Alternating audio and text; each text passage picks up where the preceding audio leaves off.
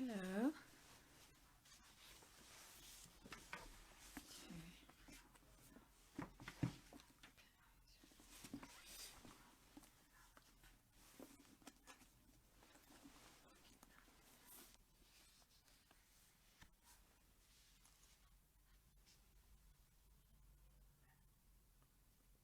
Oof.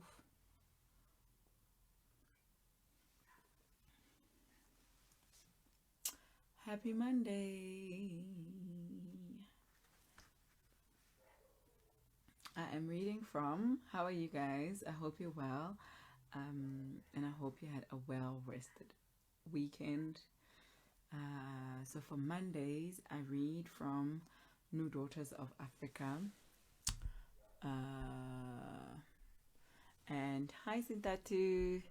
And today I am reading from. Hi, Jane. Thank you guys for coming in. I'm reading from New Daughters of Africa as per Monday, Black Girl Magic Mondays. And today I'll be reading from Jennifer Nansubuga Makumbi.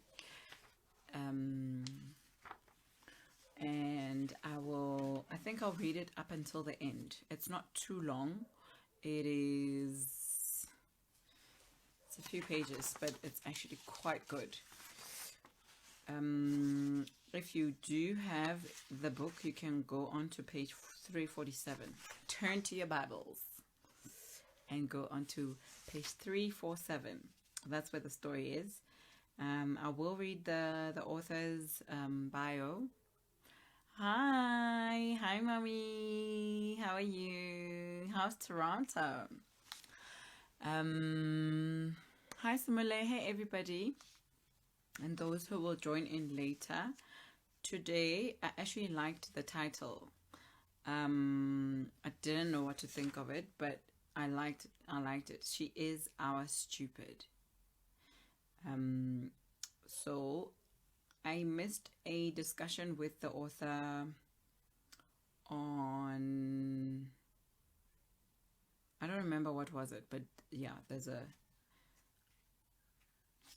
you need to get this book. It is a master book. It's a master book. I like what you're calling it, Jane. Yeah, no, it's really big, hey? Yeah, it's 800 pages. It is big. Oh, you need to get to that. Yes, please do. You can actually try and get through it by going through the years. So, yeah, I think, or you can just mark off all the other authors that you know, and then you start working your way in. I think that's a good idea. So I will start with reading the author's bio, and then I will start with the story. I actually wanted to read up on anything that is new, because this book is from last year, right? So in the meantime, before I okay, so Manchester Happened is most recent. Oh, no, the First Woman, I think. Okay, so Manchester Happened is the latest one, which was released 2019. But yeah, I'll read from her thing just now. But yeah, I'll read from Wikipedia for you guys. But on the book, the bio says, so for those who haven't seen the cover, that is the cover. A Ugandan novelist, short story writer, and lecturer, she now lives in Manchester, England, where she lectures in creative writing at Manchester Metropolitan University. Her first novel, Kintu, won the Kwani Manuscript Project in 2013 and was published to great success in Kenya.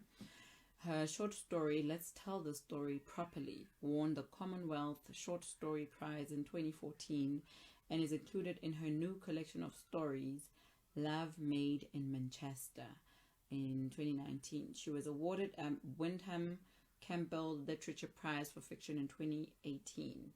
So Jennifer Makumbi's had a very good couple of years, 2013, 2014, 2019. It's been pretty good. If this short story is anything to go by, I need to get myself some Kintu. Okay, so Simula says She Is Our Stupid is a short story from Manchester Happened. Okay, all right. And on Wikipedia it says her doctoral novel, The Kintu Saga, was shortlisted and won. Yeah, it was published by Kwani Trust under the title Kintu. Her short story collection, Manchester Happened, was published in 2019. She was the overall winner of the 2014 Commonwealth Short Story Prize. And she was longlisted for the 2014 Etisalat Prize for Literature. She is a lecturer in creative writing at Lancaster University. And yeah, she lives in Manchester with her husband and son. Okay, so I need me some Kintu.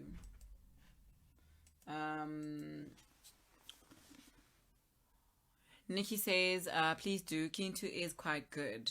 I know the between the covers book club is currently reading that for the July discussion. That should be interesting. So yeah, I should get myself this copy. There's nice covers actually. Oh, okay, no, I'm lying because on the website, there's different covers of her work. She's got nice covers. Let's Tell the Story Properly has a nice cover as well.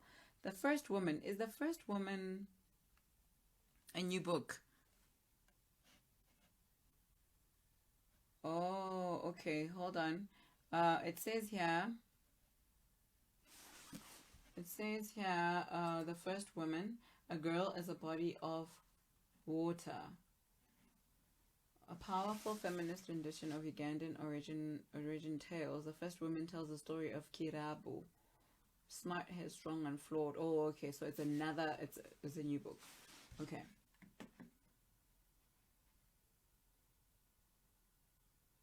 Okay. The First Woman will be available in October in Britain and the Commonwealth in September in North America. So there is no news of the release in South Africa yet.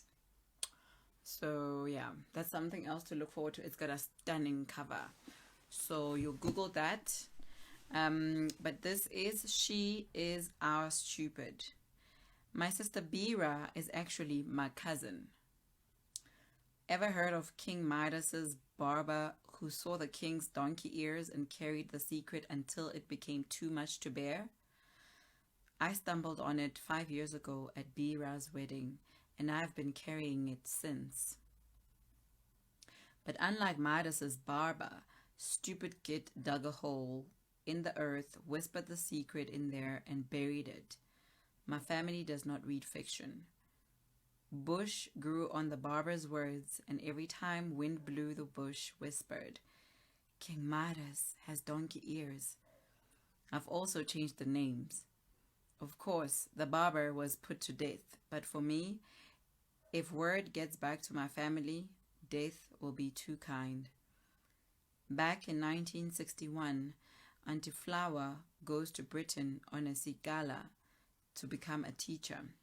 Sikala was scholarship or Sikalarship. Sikalasip. Her name was Nakimuli then. At the time, Ugandan scholars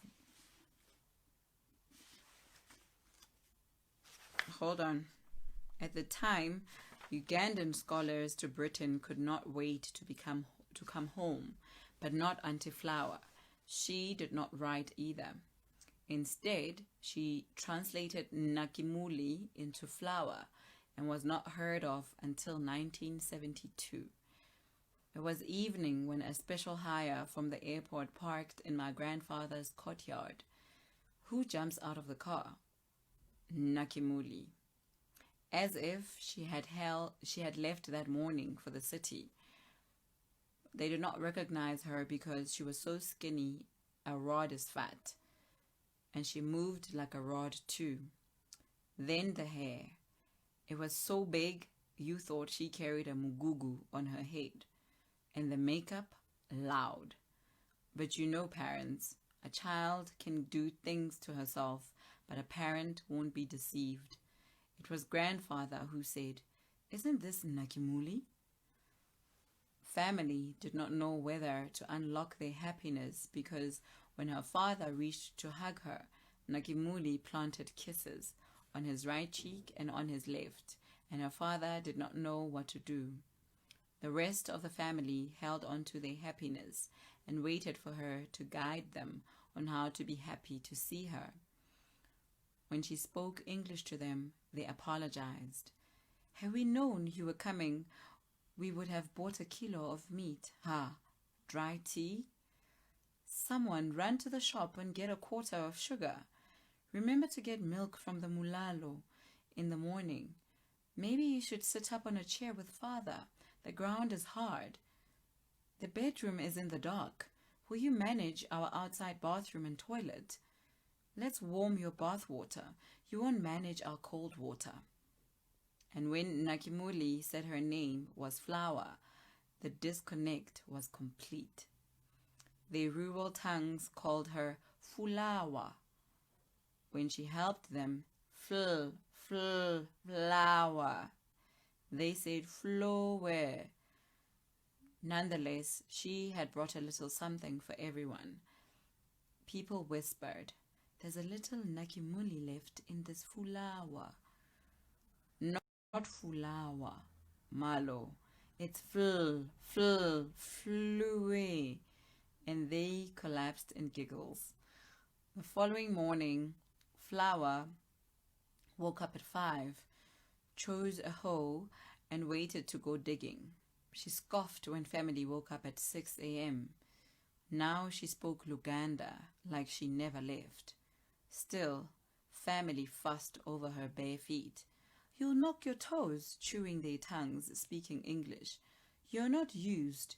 But she said, "Forget Flower. I am Nakimuli."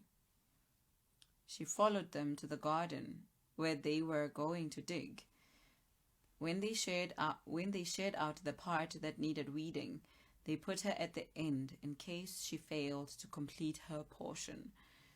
She finished first and started harvesting the day's food, collected firewood, tied her bunch, and carried it on her head back home. She then fetched water from the well until the barrel in the kitchen was full. She even joined in peeling matuke. When the chores were done, she bathed and changed clothes. She asked Yigo, her youngest sister, to walk her through the village greeting residents, asking about the departed, who got married, how many children do you have, and the residents marveled on how Nakimuli had not changed. However, they whispered to her family, "Feed her. Put some flesh on those bones before she goes back." Nakimuli combed the village, remembering, eating wild fruit, catching up on gossip. For 7 days, she carried on as if she was back for good, and family relaxed. Then, on the 8th day, after the chores, she got dressed, gave away her clothes and money to her father. She knelt down and said goodbye to her father. "Which goodbye?" The old man was alarmed. "We're getting news to you. Where are you going?" "To the airport." Yee, why didn't you tell us? We'd have escorted you." Entebbe Airport had a waving bay then. After your loved one checked in, you went to the top and waited. When they walked out on the tarmac, you called their name and waved. Then they climbed the steps to the plane, turned at the door and waved to you one last time, and you jumped and screamed until the door closed. Then the engine whirled so loud it would burst your ears, and it was both joyous and painful as the plane taxied out of sight, and then it came back at a Nvumulo speed and jumped in the air, and the wheels tucked in, and you waved until it disappeared. Then a sense of loss descended on you as you turned away. "Don't worry, Dad," she spoke English now. "I'll catch a bus to Kampala and then a taxi to the airport." Realizing that Flower was back, her father summoned all the English the missionaries taught him and said, Mankiesta, see it for us." "Yes, all of it," his siblings chimed, as if Manchester was Wobulenzi Township, which you could take in a glance. "Take a little stone," Yiko sniveled, and throw it into Manchester. Then it'll treat you well." That was the last time the family saw her sane. She did not write, not even after the wars, the Idi Amin one or the Museveni one, to see who had died and who had survived. Now family believes that when she visited, madness was starting. Don't ask how I know all of this. I hear things. I watch. I put things together and get to the truth. Like when I heard my 5 grandmothers, sisters to my real grandmother who died giving birth to Auntie Yiko, whispered that Auntie Zawede should have had Bira. Me, being young, I thought it was because Bira is a bit too beautiful. Auntie Zawede is childless. In 1981, a Ugandan from Britain came looking for the family. He says that Flower is in a mental asylum. Family asks, how? Apparently, she began falling mad, on and off in the 1970s. How is she mad? The messenger didn't know. Who's looking after her? You don't need family to look after you in a mental asylum. You mean our child is all alone like that? She's with other sick people and medical people. Who put her there? Her husband. Husband? Which husband? She was married. Don't tell me she had children as well. No. Ew. But what kind of husband dumps our child in an asylum without telling us? How did he marry her without telling us? Also, ask yourselves, the messenger said, how Flower got married. How Flower married him without telling you. The silence was awkward. However, love is stubborn. Family insisted. Us, we still love our person. Nakimuli might have been stupid to cut herself off the family, but she was their stupid. Is her husband one of us or of those places? Of those places. Kito. What is this? KDTO. Okay, it must be like an exclamation, an expression of surprise. They had suspected much. As such, the messenger gave them the address and left. Family began to look for people who knew people in Britain. Calls were made, letters were written. We have our person in this place. Can you check on her and give us advice? In the end, family decided to bring Auntie Flower back home. Let her be mad here with us. The British were wonderful. They gave Aunt Flower a nurse to escort her on the flight. Aunt Flower had got big, a bigness that extended over there. She smoked worse than wet wood, had a stash of Marlboro. Yee, but this Britain, family lamented. She even learned to smoke. With the medicine from Britain, Aunt Flower was neither mad nor sane. She was slow and silent. Then the medicine ran out and real madness started. People fall mad in different ways. Some go silent and angry. Some strip and scream. Some attack people throwing stones. Auntie Flower was agitated, would not sit still, as if caged.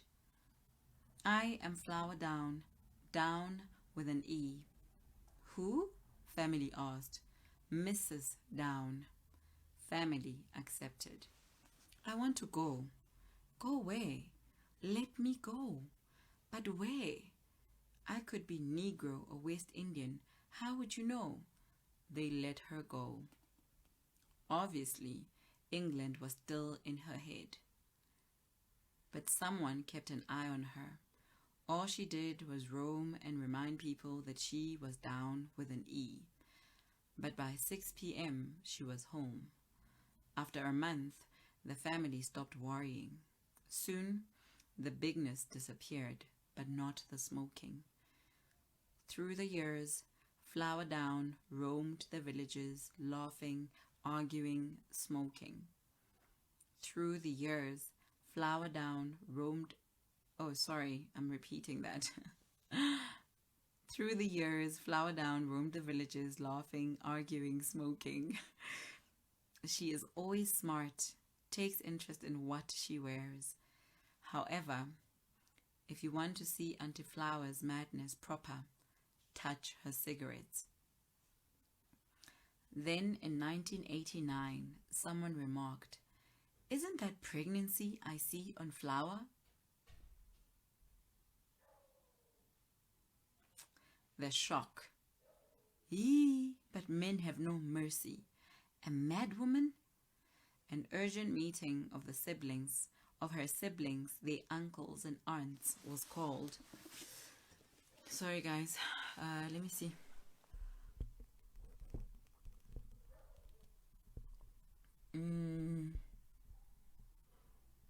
Hello?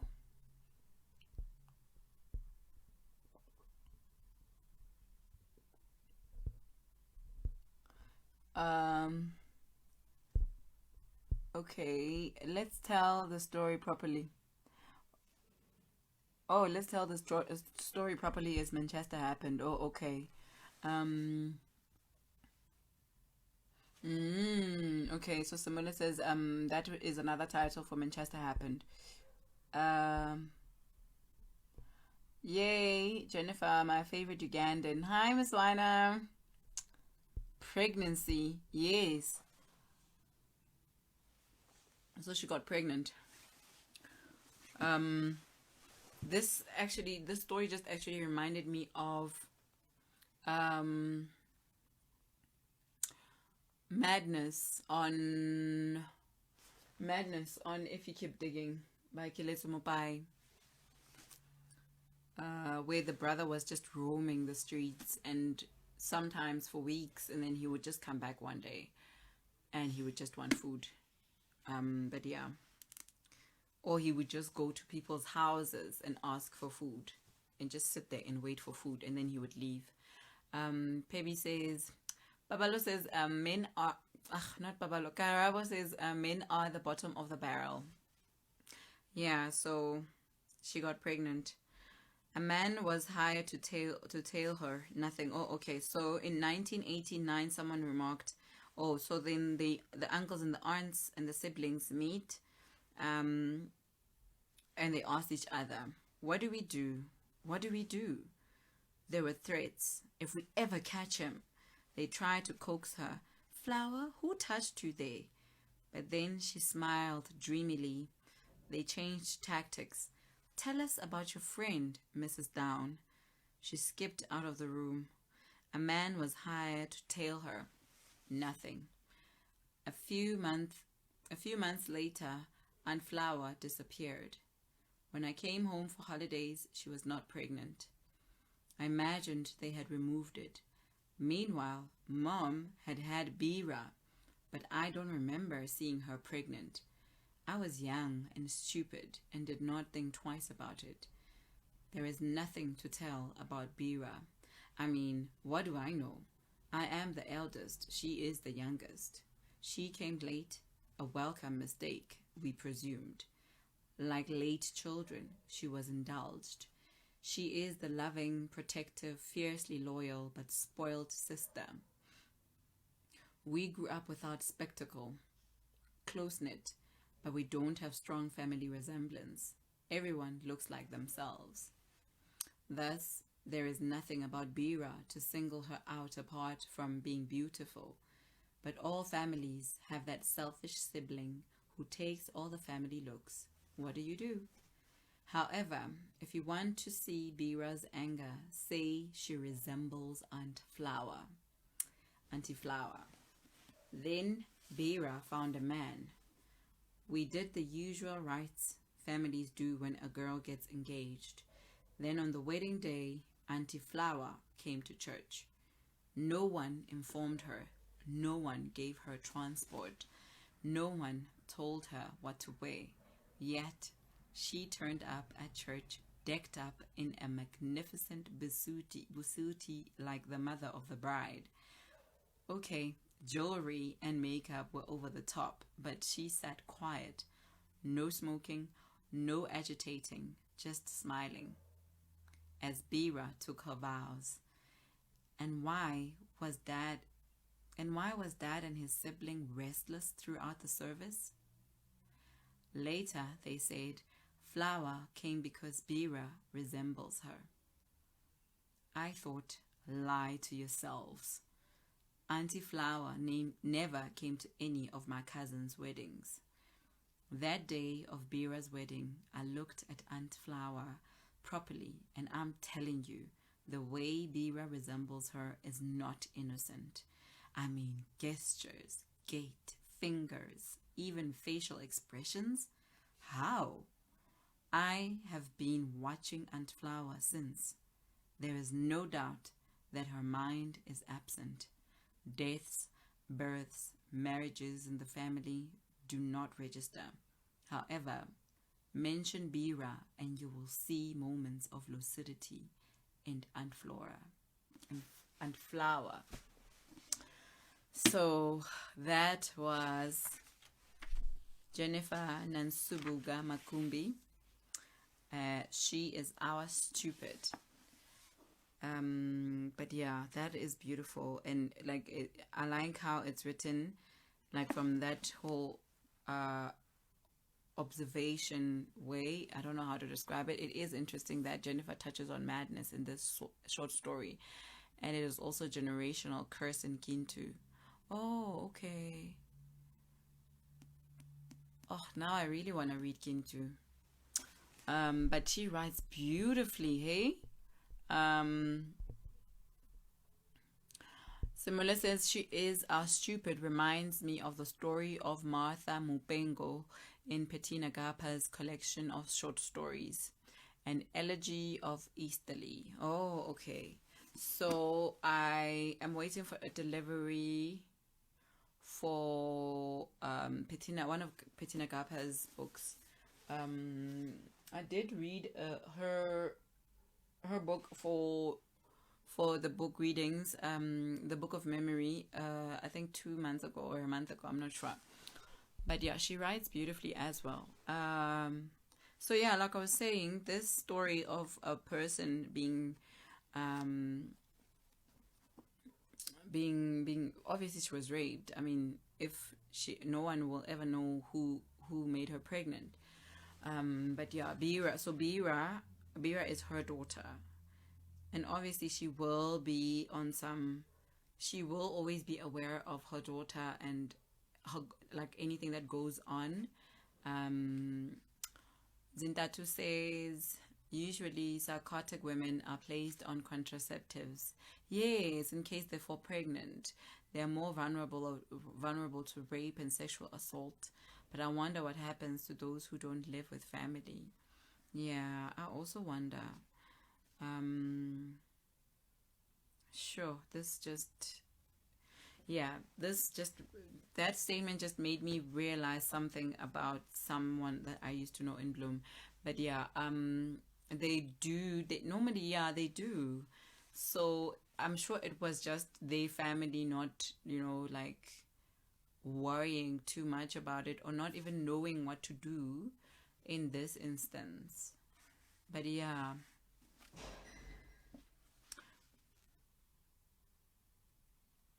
Sure, this story, guys. So that was today's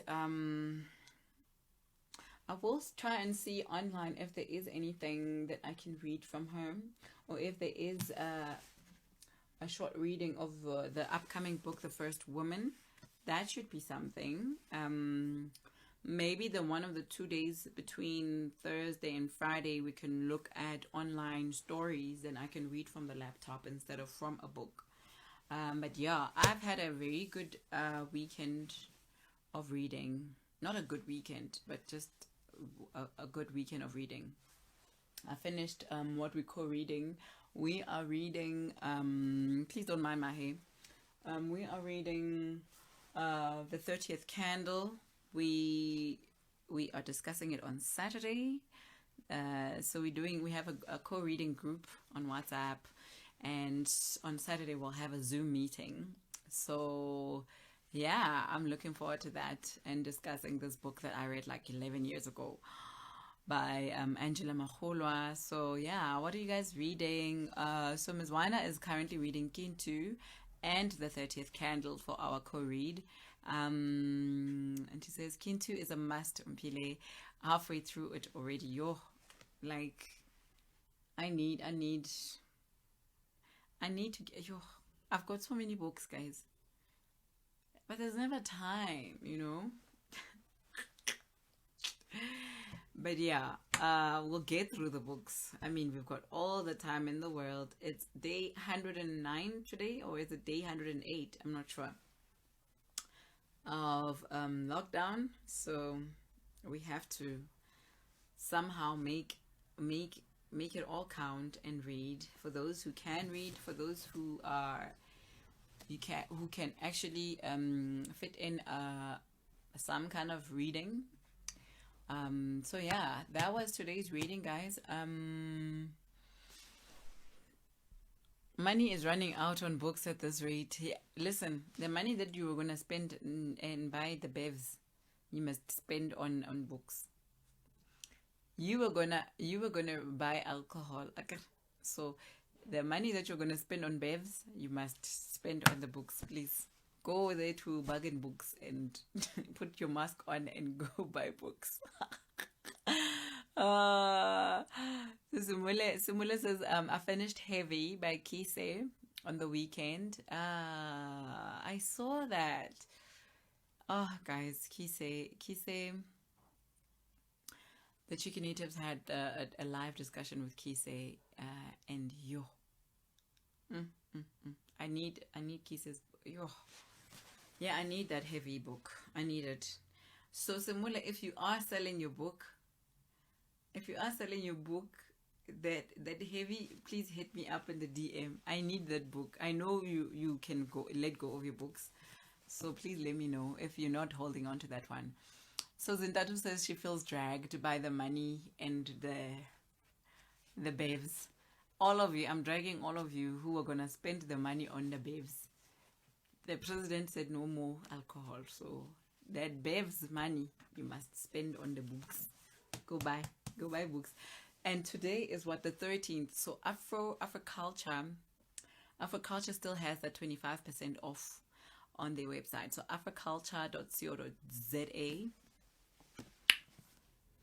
So they've got 2 days. You've got 2 days, today and tomorrow. On the 15th, the special ends. It's their birthday, the 7th birthday.